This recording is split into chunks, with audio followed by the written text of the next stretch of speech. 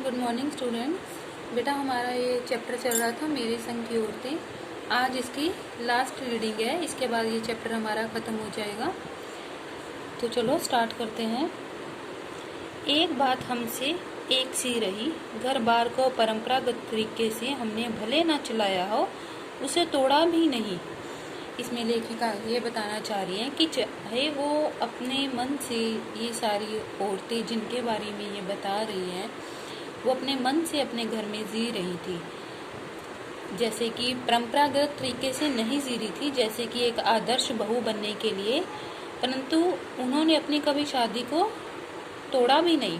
मतलब कि तलाक के कगार पर खड़ी चली हो पर डूबी नहीं। मतलब कि तलाक तक नौबत तो आ गई थी पर तलाक हुआ नहीं।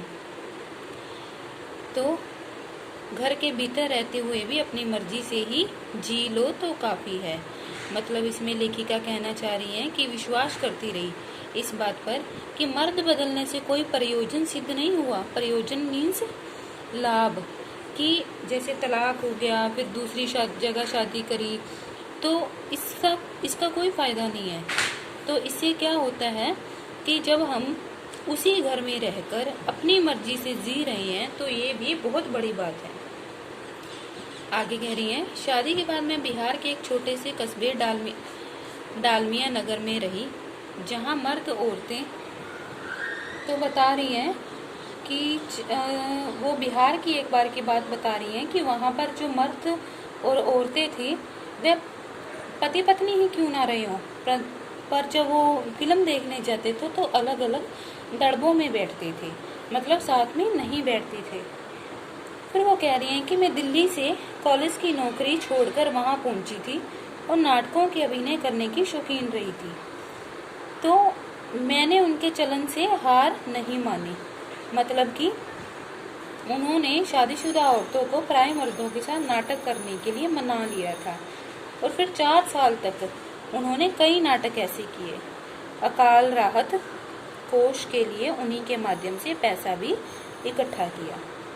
वहां से निकली तो कर्नाटक की ओर भी छोटे कस्बे बागलकोट में पहुंच गई। तब तक मेरे 2 बच्चे हो चुके थे जो स्कूल जाने लायक उम्र पर पहुंच रहे थे, पर वहां कोई ढंग का स्कूल नहीं था।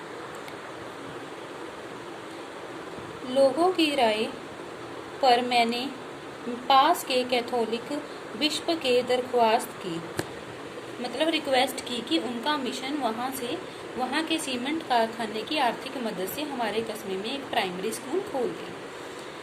पहले उन्होंने ये कहा कि चूंकि उस प्रदेश में क्रिश्चियन जनसंख्या कम थी तो वहाँ पे वो उन्होंने स्कूल खोलने में भी मना कर दिया और इम्पॉसिबल काम लग रहा था उनको। मैंने गैर क्रिश्चियन बच्चों को भी शिक्षा पाने के लायक सिद्ध करते हुए अपना इस्सार जारी रखा।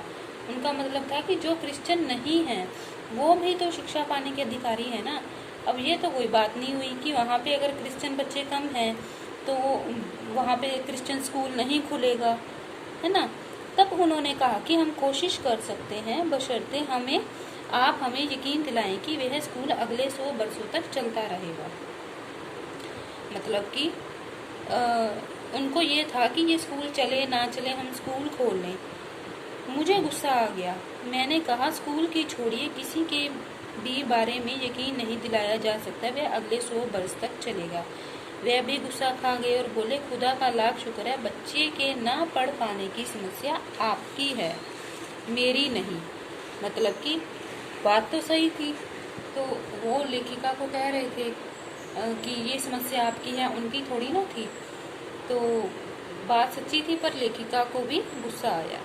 बात कड़वी थी पर मैं 100% सच थी। दोनों अपनी अपनी जगह सही थे। सच के आगे सिर झुकाने की हमारी बचपन की आदत थी। सो मैंने तय किया कि मैं खुद अंग्रेजी, हिंदी, कन्नड़ 3 भाषाएं पढ़ाने वाला प्राइमरी स्कूल वहां खोलूंगी और कर्नाटक सरकार से उसे मान्यता भी दिलवाऊंगी। वहां के अनेक मेहनती और खिसके लोगों की मदद से यह व्रत पूरा हुआ। मेरे बच्चे तथा अन्य अफसरों के बच्चे उसी स्कूल में पढ़े। बाद में अलग अलग शहरों के अलग अलग ख्यात स्कूलों में दाखिला भी पा गए।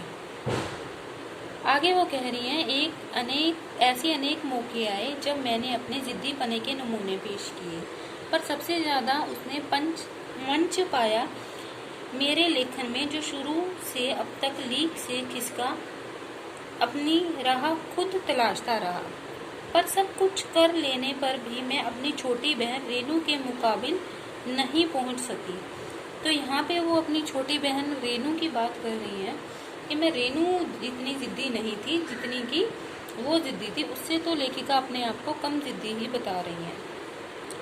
फिर क्या होता है, वो रेनू की एक बार की बात बता रही हैं 1950 के अंतिम दौर की। उसमें कह रही हैं, वो कह रही हैं कि एक बार क्या होता है कि दिल्ली में बहुत ज़्यादा बारिश आ जाती है। तो वहाँ पे उस टाइम 9 इंच तक बारिश आ गई, मतलब 9 इंच तक की पानी वहाँ भरा हुआ था। तो दिल्ली की ये खासियत रहती है कि वहाँ पे थोड़ा ही पानी बरसने से वहाँ नाले में बाढ़ आ जाती है, पुलों के नीचे पानी भर जाता है, तो यातायात के साधन भी ठप हो जाते हैं। तो क्या हुआ, एक बार रेनू के स्कूल की बस भी उसे लेने नहीं आ पाई एक बार, बारिश पानी ज़्यादा भरने की वजह से। तो रेनू क्या कहती है कि मैं पैदल चली जाऊंगी। सबने समझाया कि स्कूल भी बंद ही होएगा, तुम मत जाओ। उसने कहा कि आपको कैसे पता। तो वो क्या करती है, जिद करके वो पैदल स्कूल चली जाती है और 2 मील तक चलती ही रहती है और स्कूल अकेले पहुंच जाती है। और हुआ क्या, स्कूल तो बंद था। तो वहाँ का जो चौकीदार था वो भी हैरान हो गया रेनू को देखकर। तो रेनू को फिर भी कोई मलाल नहीं था, वो वापस 2 मील तक चलकर घर पहुंच गई। तो हमने कहा कि हमने पहले ही कहा था कि स्कूल तो बंद ही होगा। तो वो कहती है, स्कूल बंद था तो मैं वापस आ गई, इसमें आपका कहना कहाँ से आ गया। मतलब तो स्कूल तो मैंने जाके देखा तब बंद था। सोचती हूँ कैसे रोमांच का अनुभव हुआ होगा उसे। तो इस बात पर लेखिका सोच रही है कि कैसा ही रोमांच का अनुभव हुआ होगा उस दिन, जगह जगह पानी से लब करते सुनसान शहर में निचाट अकेले अपनी धुन में मंजिल की तरफ चले जाना। सच अकेलेपन का मजा ही कुछ और है। मतलब कि वो सोच रही हैं कि जब वो स्कूल अकेले गई पैदल और पैदल ही वापस आई, तो उस टाइम वो अपने अकेले चलने में क्या मज़ा आया होगा उनको, कैसे फील हुआ होगा, इस बारे में लेखिका सोच रही है। तो ये हमारी आज चैप्टर ख़त्म हो गया।